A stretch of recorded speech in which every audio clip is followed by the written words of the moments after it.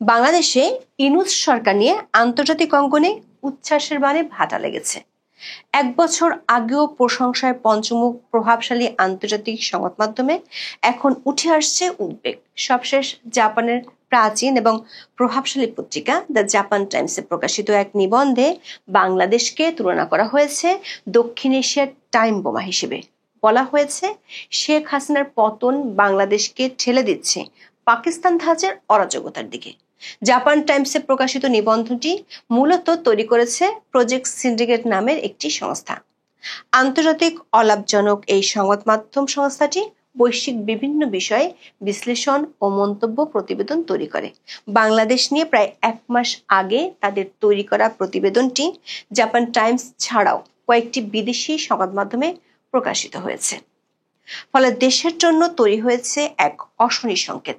গত এক মাসে আরো কয়েকটি প্রভাবশালী মিডিয়াতেও ইনুস সরকার নিয়ে মোহভঙ্গের প্রতিবেদন ছাপা হয়েছে। এতে প্রশ্ন উঠছে, দেশে বিদেশে অধ্যাপক ইনুসের শক্তিশালী পিআর নেটওয়ার্ক কি ব্যর্থ হচ্ছে, নাকি সত্যি ভয়াবহ বিপর্যয়ের মুখোমুখি বাংলাদেশ, যা থেকে আর মুখ ফিরিয়ে রাখতে পারছে না আন্তর্জাতিক সম্প্রদায়? চলুন যাওয়া যাক বিশ্লেষণে।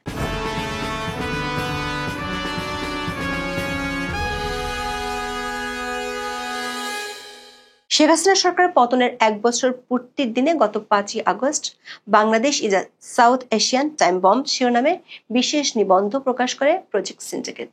বাংলায় এই শিরোনামের অর্থ বাংলাদেশ দক্ষিণ এশিয়ার এক টাইম বোমা।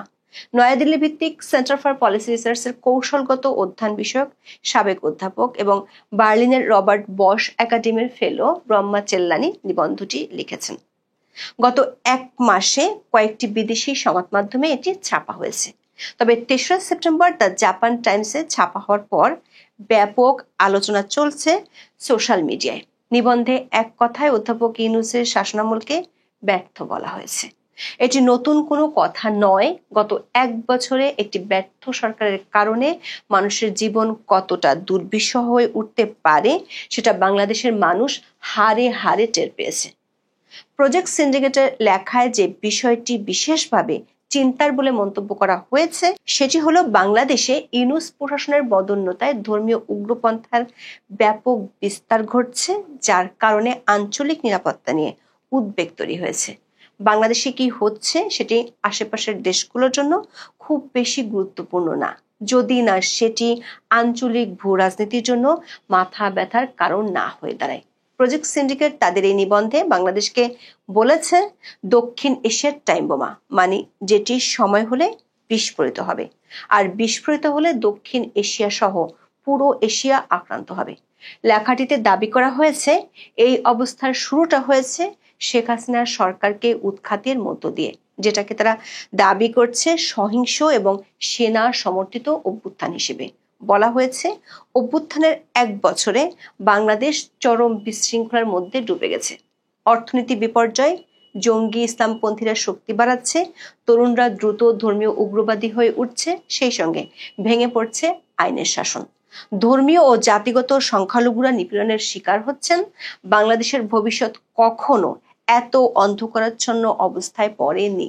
দর্শক, প্রজেক্ট সিন্ডিকেটের নিবন্ধটি জাপান টাইমসে প্রকাশের 2 দিনের মধ্যে বাংলাদেশে নজিরবিহীন উগ্রপন্থার আরেকটি দৃশ্য দেখা গেল। রাজবাড়ির গোয়ালান্দে 5ই সেপ্টেম্বর একটি দরবার শরীফে হামলা করে গুড়িয়ে দেওয়া হয়। সেই সঙ্গে কবর থেকে নুরাল পাগলা নামে পরিচিত এক পীরের মরদেহ তুলে জ্বালিয়ে দেয় তৌহিদি জনতা। মাত্র কয়েকদিন আগে মাজার দরগার হামলার বিরুদ্ধে কড়া হুঁশিয়ারি দিয়েছিল সরকার।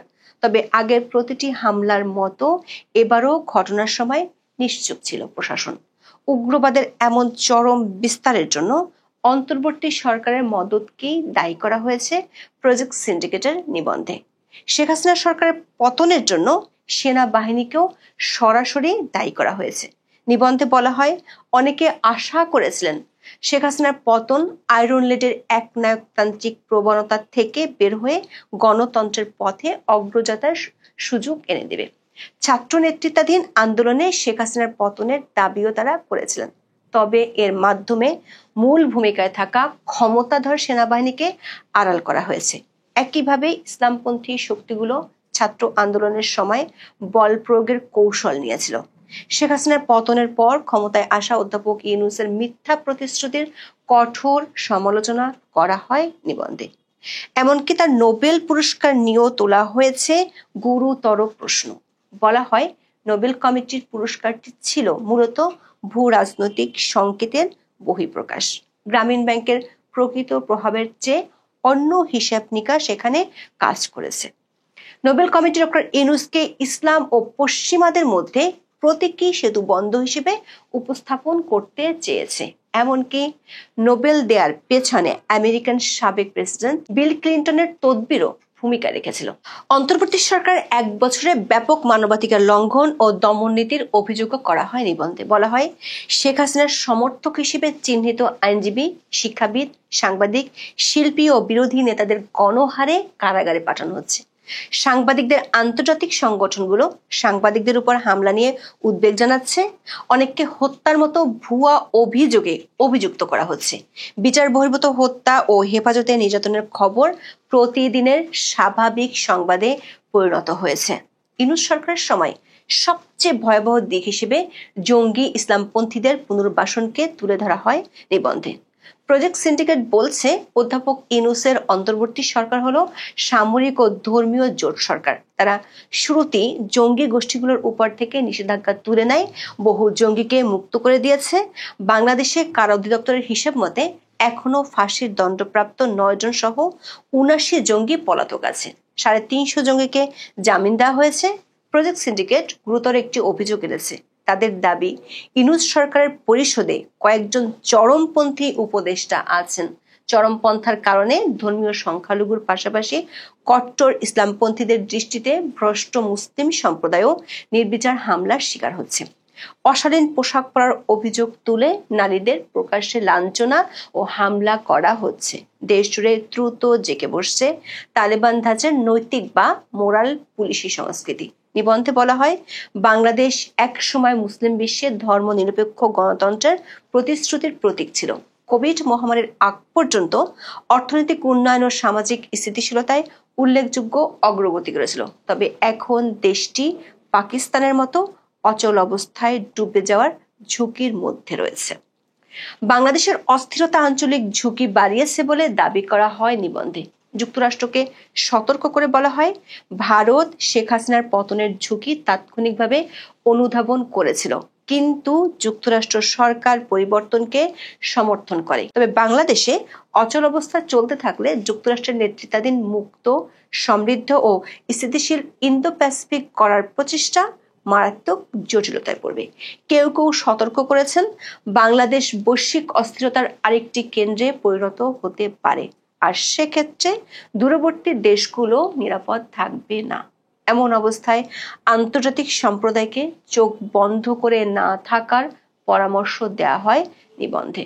দর্শক, প্রজেক্ট সিন্ডিকেটের নিবন্ধের বিশেষ গুরুত্ব রয়েছে আন্তর্জাতিক সম্প্রদায়ের কাছে, কারণ এই প্রতিষ্ঠান বিশ্বের 156 দেশের মোট 543টি প্রভাবশালী সংবাদ প্রতিষ্ঠানের সঙ্গে জড়িত। আবার প্রতিষ্ঠানটির সঙ্গে সারা বিশ্বের প্রভাবশালী রাজনীতিক, নীতি নির্ধারক, গবেষক, ব্যবসায়ী এবং নাগরিক কর্মীদেরও ঘনিষ্ঠতা রয়েছে। তাদের দৃষ্টিভঙ্গির প্রতিফলন ঘটতে দেখা যায় বিভিন্ন নিবন্ধে। এর আগেও 2024 সালের ডিসেম্বরে বাংলাদেশে চরমপন্থার উত্থানের আশঙ্কা জানিয়ে একই লেখকের আরেকটি নিবন্ধ প্রকাশ করেছিল প্রজেক্ট সিন্ডিকেট। সেখানেও ডক্টর ইউনূসের ভূমিকার কঠোর সমালোচনা করা হয়। বলা হয়, 84 বছর বয়সী ইউনূস কার্যত সামরিক মৌলবাদী শাসনের বেসামরিক মুখ ছাড়া আর কিছু নন। প্রজেক্ট সিন্ডিকেট ছাড়াও অন্তর্বর্তী সরকারের সমালোচনা করে আন্তর্জাতিক মিডিয়ায় গত কয়েক মাসে বেশ কয়েকটি নিবন্ধ প্রকাশ হয়েছে। এর মধ্যে যুক্তরাষ্ট্রের প্রভাবশালী সংবাদ মাধ্যম নিউ ইয়র্ক টাইমসে 14 আগস্ট সবচেয়ে কড়া ভাষায় সমালোচনা করা হয়। বিপ্লবের 1 বছর পর বাংলাদেশে আশা পরিণত হচ্ছে হতাশায়, এমন শিরোনাম ছিল নিবন্ধের। বলা হয়, বাংলাদেশে পরিবর্তনের গতি ধীর হয়ে যাওয়ার উদ্বেগ বাড়ছে। প্রতিশ্রুত নির্বাচন এখনো কয়েক মাস দূরে, অর্থনীতি হোঁচট খাচ্ছে, আর পুরনো সমস্যাগুলো রয়ে গেছে আগের মতোই। নিউ ইয়র্ক টাইমস লিখেছে, বাংলাদেশকে নতুনভাবে গড়তে চেয়েছিল শিক্ষার্থীরা। তারা নোবেল শান্তি পুরস্কার জয়ী ডক্টর ইউনূসকে অন্তর্বর্তী সরকারের প্রধানের দায়িত্ব দেন। তার দায়িত্ব ছিল দেশকে বিশৃঙ্খলা থেকে স্থিতিশীলতার পথে নিয়ে আসা। কিন্তু অনেক বাংলাদেশি এখন পরিবর্তনের ধীর গতিতে হতাশ। তারা ভাবছে আবু সাইদের মতো প্রতিবাদকারীরা অর্থহীন প্রাণ দিয়েছিলেন। এর আগে অন্তর্বর্তী সরকারের মিত্র হিসেবে পরিচিত আল জাজিরাকেও সমালোচনা করতে দেখা গেছে। আওয়ামী লীগ সরকারের পতনের বর্ষপূর্তির দিনে তাদের বিশেষ প্রতিবেদনের শিরোনাম ছিল হাসিনার পতনের 1 বছর পর আশা আর অচল অবস্থার দোলা চলে বাংলাদেশ। এতে বলা হয় 15 বছরের অগণতান্ত্রিক শাসনের অবসানের পর প্রতিবাদকারীরা চেয়েছিল বাস্তব পরিবর্তন। তবে রাজনৈতিক গোষ্ঠীগুলোর ক্ষমতার লড়াই আর সংস্কারের প্রতিশ্রুতি ভঙ্গ হওয়ায় অস্থিতিশীলতার আশঙ্কা ঘনীভূত হচ্ছে।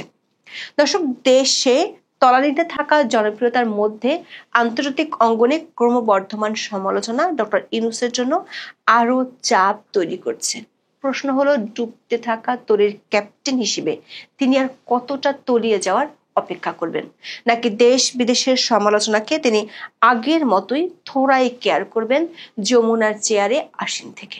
এখন এ পর্যন্ত। সবাই ভালো থাকুন, সুস্থ থাকুন, নিরাপদে থাকুন। দেখা হবে আগামী পর্বে।